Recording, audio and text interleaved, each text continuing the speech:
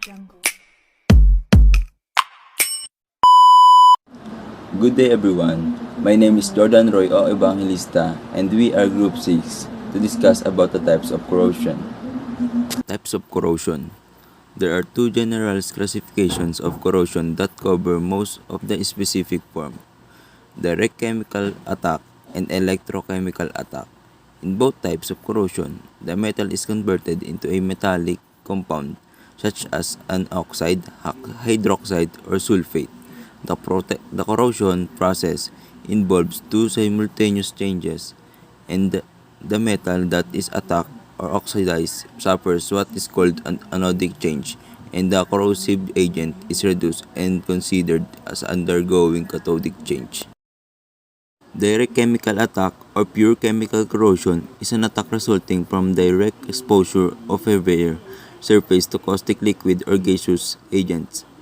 The most common agents causing direct chemical attack on aircraft are spilled battery acid or fumes from batteries, residual flux deposits resulting from inadequately clean, welded, brazed, or soldered joints, and entrapped caustic cleaning solution. Electrochemical attack. Corrosion is a natural occurrence that attacks metal by chemical or electrochemical actions, converting it back to a metallic compound. There are four following conditions must exist before electrochemical corrosion can occur. Number 1, a metal subject to corrosion or anode. Number 2, a dissimilar conductive material cathode that has less tendency to corrode. Number 3, presence of a continuous conductive liquid fat electrolyte. And last, number 4, electrical contact between the anode and the cathode, usually in the form of metal-to-metal contact such as rivets, bolts, and corrosion. Forms of corrosion. The form of corrosion depends on the metal involved, its size and shape, its specific function, atmospheric conditions, and the corrosion-producing agents present. Those described in this section are the more common forms found on airframe structure. Surface corrosion is the most common form of corrosion. Surface corrosion appears as a general roughening, etching, or fitting of the surface of a metal, frequently accompanied by a powdery deposit of corrosion products. Surface corrosion may be caused by either direct chemical or electrochemical attack. Sometimes corrosion spreads under the surface coating and cannot be recognized by either the roughening of the surface or the powdery deposit. Instead, closer inspection reveals the paint or plating is lifted off the surface in small blisters that result from the pressure of the underlying accumulation of corrosion products. This is Edwin Vizcarra Jr. to discuss other types of corrosion. I am here in front of you to discuss types of corrosion. Pitting corrosion is a localized form of corrosion by which cavities or holes are produced in the material. Pitting is considered to be more dangerous than uniform corrosion damage because it is more difficult to detect. Corrosion products often covers the pits. So yung pitting corrosion po is yun yung nasa loob po ng metal. Kumbaga nauubos na yung laman ng metal. Nagiging hollow na lang yung loob ng metal. Kaya pagka once na nagkaroon po ng incident or nagkaroon ho ng collide, is yun po ang unang bibigay kasi wala na nagproprotect dun sa loob ng metal. Second, galvanic corrosion or dissimilar metal corrosion is an electrochemical process in which one metal corrodes preferentially when in electrical contact with a different type of metal, and both metals are immersed in an electrolyte such as water. So yung dissimilar metal corrosion naman po is ito po yung pagka mayroong electric yung bolt or yung metal, then nababado siya sa water or salt water. Nagiging color green bluish po siya. Kumbaga para ho siyang nag-aasin because of po dun sa electrochemical ng current tsaka ng water. Third, concentration cell corrosion is a deterioration of parts of metal surface at different rates due to the parts of surface coming into contact with different concentrations of some electrolyte. These differing concentrates result in some parts of metal occurring different electric potentials. So dito naman po sa concentration cell corrosion is ito naman po yung mga lumang bakal na dalaw sa air sa mga electrolytes din ho is pag may nadadalaw yan siya ng kuryente and dahil kung malapit ho siya sa sea or sa air, madalas ho siyang nakalabas, naka-expose sa air. Is ito yung mga bigla na lang hong napuputol or yung may humihina ho yung kanyang structure po. Cause po naman ng concentration cell corrosion, two or more areas of metal surface are in contact with concentrations of the same solution. Metal iron concentration cell, the electromotive force or EMF is the difference in the concentration of metal ions in the water in contact with metal surface. And last po is yung oxygen concentration cells, where an electromotive force or EMF results due to the concentration difference or reactive constituents involving the electrolyte solution at varying areas on the metal substrate. So ito naman din po yung katulad sa sa dissimilarity metal corrosion is nagiging ampaw po yung loob. Kumbaga sa loob pa lang ho siya. Kung meron siyang masiksikan na maliit na space, pumapasok ho yung corrosion doon, yung EMF po, yung force. And para ho siyang nadadas away yung loob, nagiging ampaw po. And thank you po, yun lang po ang aking report. Thank you. Hello, my name is Ralph Lauren Manuel, and I'm going to discuss intergranular corrosion, exfoliation corrosion, and stress corrosion. Intergranular corrosion is a type of localized corrosion that is distinguished by preferred corrosion at grain boundaries or nearby areas, with little or no impact on the grains. It, like other types of localized corrosion, occurs primarily on passive alloys exposed to specific corrodants. When exposed to an appropriate environment, most alloys exhibit intergranular corrosion after being subjected to specific heat treatments or as a result of production methods. Next, exfoliation corrosion.